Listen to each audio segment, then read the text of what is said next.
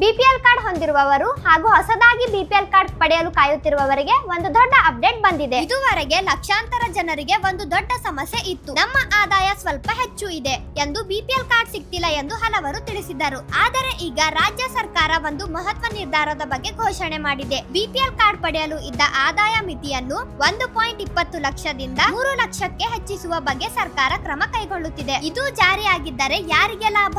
ಈಗಾಗಲೇ BPL card ಇರುವವರಿಗೆ ಏನು ಬದಲಾವಣೆ? ಹಳೆಯ ಕಾರ್ಡ್ ಗಳನ್ನು ರದ್ದು ಮಾಡುತ್ತಿದ್ದಾರಾ? ಇಂದಿರಾ ಕಿಟ್ ಯಾವಾಗ ಸಿಗಲಿದೆ? ಈ ಎಲ್ಲಾ ಪ್ರಶ್ನೆಗಳಿಗೆ ಉತ್ತರವನ್ನು ಈ ವಿಡಿಯೋದಲ್ಲಿ ತುಂಬಾ ಸರಳವಾಗಿ ತಿಳಿಸಿದ್ದೇನೆ. ಆದ್ದರಿಂದ ವಿಡಿಯೋವನ್ನ ಕೊನೆವರೆಗೂ ನೋಡಿ. ರಾಜ್ಯ ಸರ್ಕಾರ ಗ್ಯಾರಂಟಿ ಯೋಜನೆಗಳ ಪ್ರಗತಿಶೀಲನೆಯ ಸಭೆಯ ಬಳಿಕ ಆಹಾರ ಸಚಿವ KH ಮುನಿಯಪ್ಪ ಮಹತ್ವ ಮಾಹಿತಿಯನ್ನು ಹಂಚಿಕೊಂಡಿದ್ದಾರೆ. ಮೊದಲ ಒಂದು ದೊಡ್ಡ ಅಪ್ಡೇಟ್. ಇದುವರೆಗೆ ಬಿಪಿಎಲ್ ಕಾರ್ಡ್ ಪಡೆಯಲು ವಾರ್ಷಿಕ ಆದಾಯ ಮಿತಿ 1.20 ಲಕ್ಷ ಇತ್ತು. ಈ ಮಿತಿಯನ್ನು ಆಡಳಿತ ಸುಧಾರಣೆಯಲ್ಲಿ ಆಯೋಗದ ಶಿಫಾರಸ್ಸಿನಂತೆ 3 ಲಕ್ಷಕ್ಕೆ ಹೆಚ್ಚು ಕ್ರಮ ಕೈಗೊಳ್ಳಲಾಗುತ್ತಿದೆ ಎಂದು ಸಚಿವರು ತಿಳಿಸಿದ್ದಾರೆ. ಅಂದರೆ ಹಿಂದೆ ಆದಾಯದ ಕಾರಣದಿಂದ ಅರ್ಹತೆ ಸಿಗದಿದ್ದ ಕೆಲವು ಕುಟುಂಬಗಳಿಗೆ ಭವಿಷ್ಯದ ಅವಕಾಶ ಹೆಚ್ಚಿಸಬಹುದು. ಅಂದರೆ ಅಂತಿಮ ಜಾರಿ ಆದ ನಂತರವೇ ಹೊಸ ನಿಯಮ ಅನ್ವಯವಾಗುತ್ತದೆ. ಅನ್ನಭಾಗ್ಯದ ಯೋಜನೆಯ ಬಗ್ಗೆ ಮಾಹಿತಿ. ಸಚಿವರ ಪ್ರಕಾರ ರಾಜ್ಯದಲ್ಲಿ ಸುಮಾರು 4.42 ಕೋಟಿ ಫಲಾನುಭವಿಗಳಿಗೆ ಅನ್ನಭಾಗ್ಯ ಯೋಜನೆಯಡಿ ಪಡಿತರ ವಿತರಣೆ ನಡೆಯುತ್ತಿದೆ. ಸರ್ಕಾರದ ಉದ್ದೇಶ ಯಾರು ಹಸಿವಿನಿಂದ ಮಲಗಬಾರದು ಎಂಬುದಾಗಿದೆ. ಬಿಪಿಎಲ್ ಕಾರ್ಡ್ ರದ್ದು ಆಗಿದೆಯಾ? ಇತ್ತೀಚೆಗೆ ಹಲವು ಸಾಮಾಜಿಕ ಜಾಲತಾಣಗಳಲ್ಲಿ ಬಿಪಿಎಲ್ ಕಾರ್ಡ್ ರದ್ದು ಮಾಡುತ್ತಿದ್ದಾರೆ ಎಂಬ ಸುದ್ದಿಯನ್ನು ಹಂಚಿಕೊಳ್ಳುತ್ತಿದ್ದಾರೆ. ಆದರೆ ಸಚಿವರು ಸ್ಪಷ್ಟಪಡಿಸುವಂತೆ ಎಲ್ಲಾ ಬಿಪಿಎಲ್ ಕಾರ್ಡ್ ಗಳನ್ನು ರದ್ದು ಮಾಡುವುದಿಲ್ಲ. ಕೇಂದ್ರ ಸರ್ಕಾರದ ಮಾನದಂಡಗಳ ಪ್ರಕಾರ ಪರಿಶೀಲನೆ ನಡೆಯಲಿದೆ. ಪರಿಶೀಲನೆಯಲ್ಲಿ ಅನರ್ಹ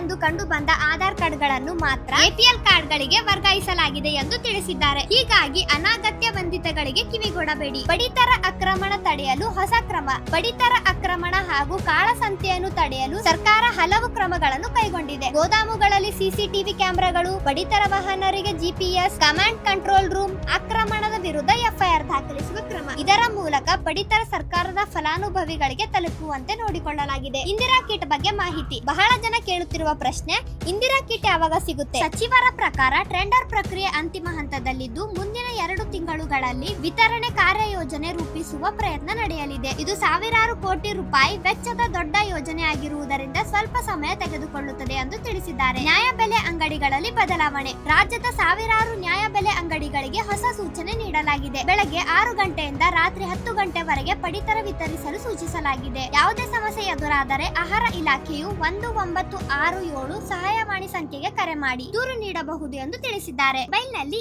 KYC. ಇನ್ನೊಂದು ಪ್ರಮುಖ ಮಾಹಿತಿ, ಮುಂದಿನ ತಿಂಗಳುಗಳಲ್ಲಿ ಫಲಾನುಭವಿಗಳು ಮೊಬೈಲ್ ಮೂಲಕವೇ KYC ಮಾಡಿಕೊಳ್ಳುವ ವ್ಯವಸ್ಥೆ ತರಲು ಸರ್ಕಾರ ಚರ್ಚೆ ನಡೆಸುತ್ತಿದೆ. ಇದು ಜಾರಿಯಾದರೆ ನ್ಯಾಯಬೆಲೆ ಅಂಗಡಿಗೆ ಹೋಗುವ ಅಗತ್ಯ ಕಡಿಮೆಯಾಗಬಹುದು. ಆದರೆ ಇದು ಇನ್ನೂ ಚರ್ಚೆಯ ಹಂತದಲ್ಲಿದ್ದು ಅಧಿಕೃತ ಜಾರಿ ನಂತರವೇ ಅನುಷ್ಠಾನಗೊಳ್ಳಲಿದೆ. ಸ್ನೇಹಿತರೆ, ಒಟ್ನಲ್ಲಿ ನೋಡೋದಾದ್ರೆ ಬಿಪಿಎಲ್ ಕಾರ್ಡ್ ಪಡೆಯಲು ಆದಾಯ ಮಿತಿಯನ್ನು 3 ಲಕ್ಷಕ್ಕೆ ಹೆಚ್ಚಿಸುವ ಕುರಿತು ಸರ್ಕಾರ ಕ್ರಮ ಕೈಗೊಳ್ಳುತ್ತಿದೆ ಎಂಬುದು ದೊಡ್ಡ ಬದಲಾವಣೆ. ಇದರ ಜೊತೆಗೆ ಬಿಪಿಎಲ್ ಕಾರ್ಡ್ ಗಳನ್ನು ಸಾಮೂಹಿಕವಾಗಿ ರದ್ದು ಮಾಡುವುದಿಲ್ಲ ಎಂದು ಸ್ಪಷ್ಟನೆ. ಇಂದಿರಾ ಕಿಟ್ ಕುರಿತು ಹೊಸ ಮಾಹಿತಿ. ಮೊಬೈಲ್ KYC ಯೋಜನೆ, ನ್ಯಾಯಬೆಲೆ ಅಂಗಡಿಗಳ ಹೊಸ ಸೂಚನೆಗಳು. ಈ ವಿಡಿಯೋ ನಿಮ್ಗೆ ಉಪಯುಕ್ತವಾಗಿದೆ ಅನ್ಕೋತೀನಿ. ಈ ವಿಡಿಯೋ ಇಷ್ಟವಾದ್ರೆ ಲೈಕ್ ಮಾಡಿ, ಶೇರ್ ಮಾಡಿ, ಕಮೆಂಟ್ ಮಾಡಿ.